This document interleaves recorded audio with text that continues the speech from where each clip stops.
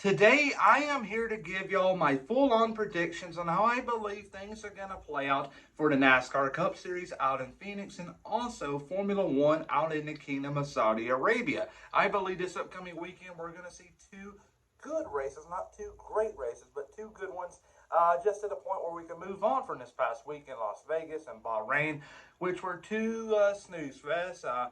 Bahrain, really, Verstappen was quick. I mean, Las Vegas, dirty air played a big factor. It kind of hindered the 45's progress at the end from him. It prevented him from chasing down to 5.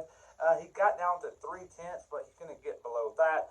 Air played a big factor. So going into Phoenix, the short track package sucks. So kind of a little down heading into the week, but I believe qualifying will mix up the grid and make it a little bit more spicier. And Formula One, obviously, it's a street course. You got to have the right strategy. So strategy is key, and I'm going to talk about it all today. And no said here, and on to the intro we go.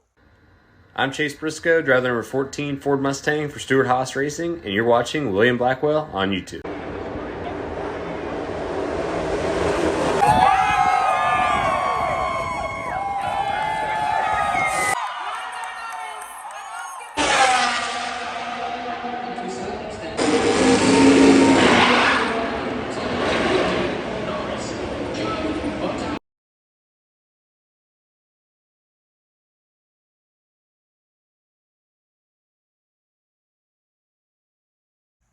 This upcoming weekend, NASCAR is heading out to Phoenix, and I believe it's going to be a snooze fest unless we see a good qualifying mixed up grid, if you will.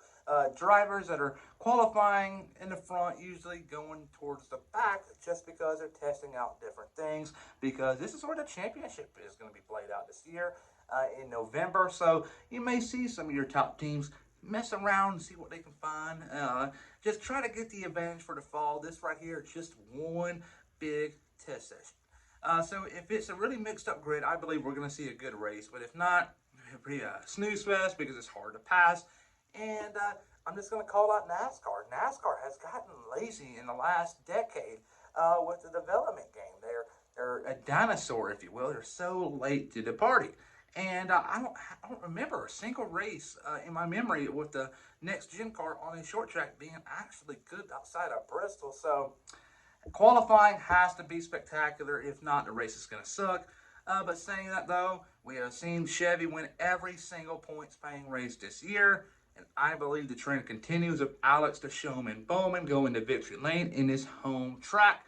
And I believe this right here is going to be a big deal just because of the fact that you got 75% of Hendrick Motorsports drivers, William Byron in Daytona, Kyle Larson in Vegas, and now Bowman in Phoenix in the playoffs. Now, all the attention turns to Chase Elliott. And if Chase Elliott doesn't go to victory lane, I believe he may not make the playoffs, because I believe right now we're seeing all these different drivers win.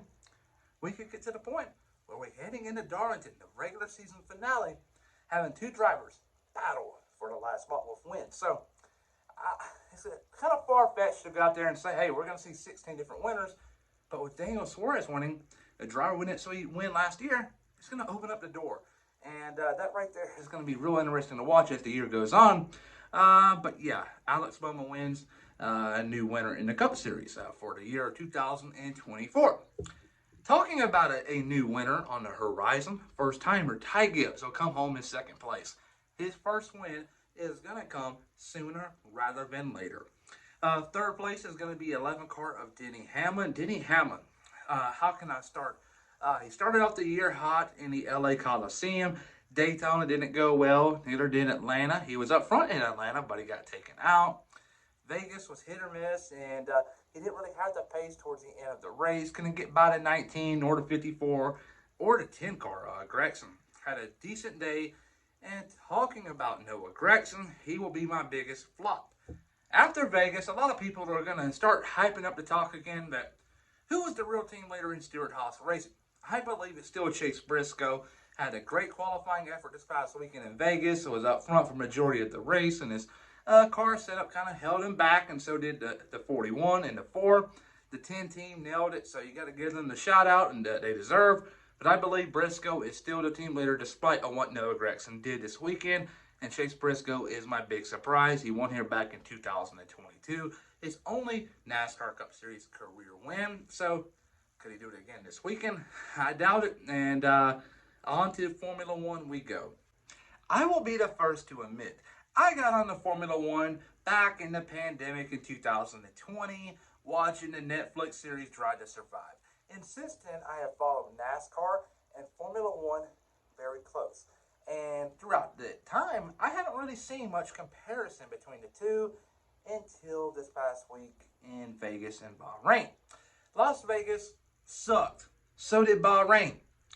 There's no race this past weekend was better than the other. They were equally bad. Vegas, dirty air played a factor. Formula One, yeah, Verstappen killed it.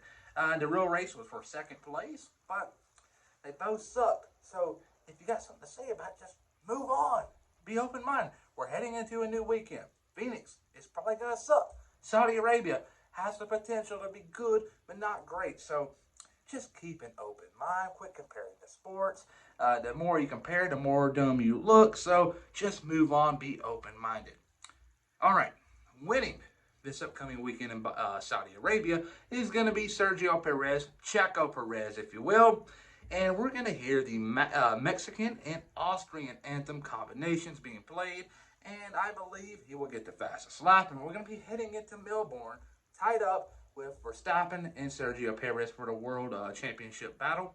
And it's going to be a PR disaster class because it's going to be the only time probably this year they're going to have the chance to market, hey, we got a true championship going on. It's like in life, you got life, death, and taxes, and Sergio Perez continuing early in the year and falling apart towards the end.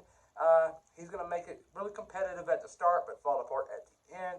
And Verstappen will come home in second place, so they can make it equal after this. And third place will be Carlos Sainz. And I believe Carlos Sainz made a valid point. He moved this past weekend on and off the track with his actions, not his words. And he's proven to Ferrari day in and day out that they made the wrong decision on who they fired. They should have fired Charles Leclerc for Lewis Hamilton and not Carlos Sainz. The Spaniard was done dirty. And talking about the Spaniard, I believe we're going to see an interesting offseason play out with the drama unfolding with Red Bull and Jos Verstappen criticizing Christian Horner and saying he should resign from his role, which he probably will not. He will probably have to be forced to get out of that. He ain't going to do it willingly. So I believe we can see a real interesting swap this offseason. So hear me out. First, we see Lewis Hamilton go to Ferrari. Carlos Sainz. It's going to be open. I believe Jos Verstappen is going to get his son Max on the open free agency market, and I believe he goes to Mercedes. Red Bull is wide open. Carlos Sainz will go there. Simple. That's an interesting three-way driver swap scenario I got. So we'll check back on this so many months down the road, see if I was right or wrong. Probably will be wrong, but I just want to throw it out there. Just an interesting week in Bahrain off the track with all that drama with Red Bull. Big surprise is going to be Zhou Guanyu. Heading into Saudi Arabia, I believe the pecking order is going to be like Red Bull, Ferrari, Mercedes, Aston Martin. And I believe McLaren and Stake are going to be pretty equal on this kind of racing surface just because of the fact that, hey, Stake is going for these downforce tracks. And I believe this upcoming weekend is going to play in their favor.